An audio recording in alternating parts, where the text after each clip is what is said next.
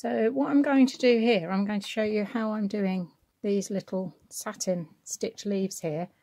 I have done, and this is for one of the Stitch Bingo ones I was given. One of the stitches I was given was this sort of parenthesis, I suppose you'd call it, and I have bonder webbed 2 fabrics together. Then I have done this stitch all the way along, and then I've trimmed up really close to the edge. At this point you can use fray check on it, something like that, to stop it fraying out. Because it's going to be for a picture or a card, it doesn't matter so much, but if you were using that on a collar, for example, as an edging, you'd want to use fray check. I then cut, so I'm going narrow and then fattening it out and then narrow again, so that when I gather it up I get this effect. Okay, and to my mind that is looking a little bit like a sweet pea. Okay, so I then thought, right, I'm going to need to actually do the sweet pea stem, so I want quite a narrow leaf here, so I've just used my friction pen to draw myself a bit of a guideline.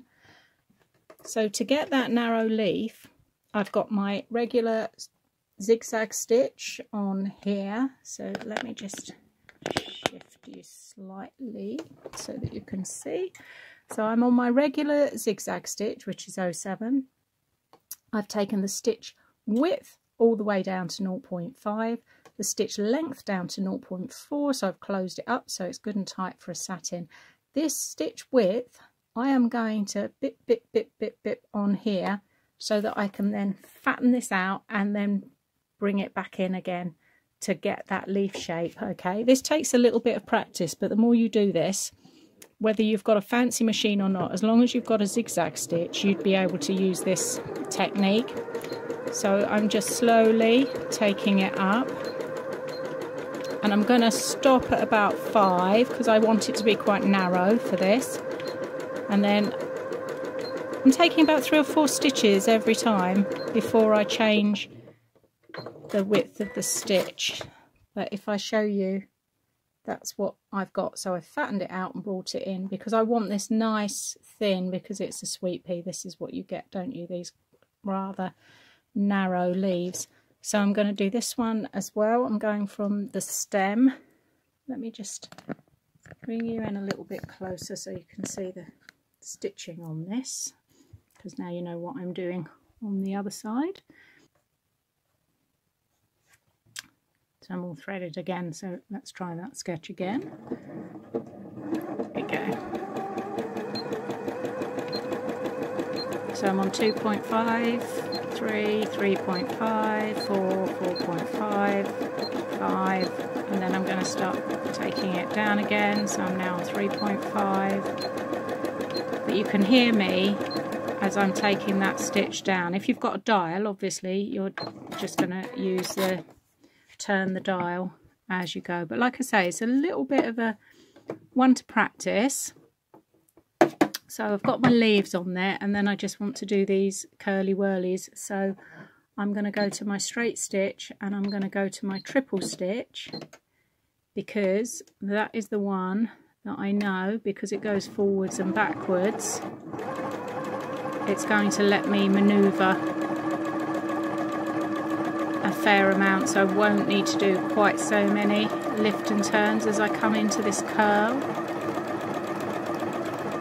So I can, I'm sort of pulling it round a fair bit, but now I'm going to do a couple of lift and turns, and I want to stop as the stitch is coming forward. So if I slow it down, it's going forwards, backwards, forwards, so it's like a waltz, I always think, this stitch. And I lift and turn just to get round to do that little curl that you always get with sweet peas. I love sweet peas. There we go. And I'm finishing it off, and if you are on a Janome, rather than using the lock off, when these are what I would call these running stitches, so it's going along a lot. Rather than using the lock off, use the back stitch and it will do the 3 little stitches on the spot. Okay, so I'm going to join the stem here again so that I can run up to do these 2 as well. I didn't have time to show this in the live feed this week, so that's why I wanted to just do a little video. I think I've done one on stems and leaves before, but it doesn't matter. I can always, I'll just post this on the Facebook page.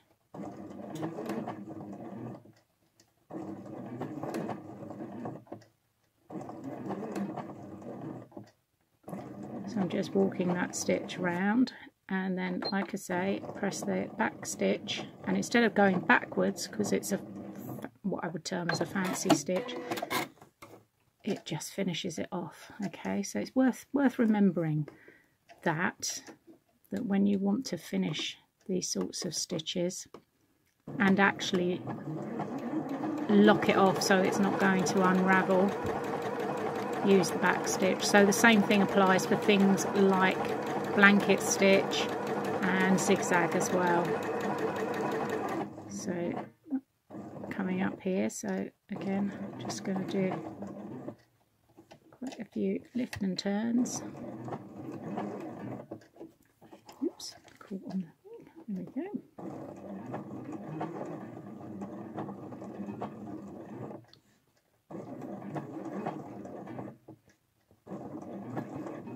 And I've used quite a shiny, this is an embroidery thread, a sulky, that normally you'd use for embroidery machine. So again, I press my back stitch, so it's going to finish it off.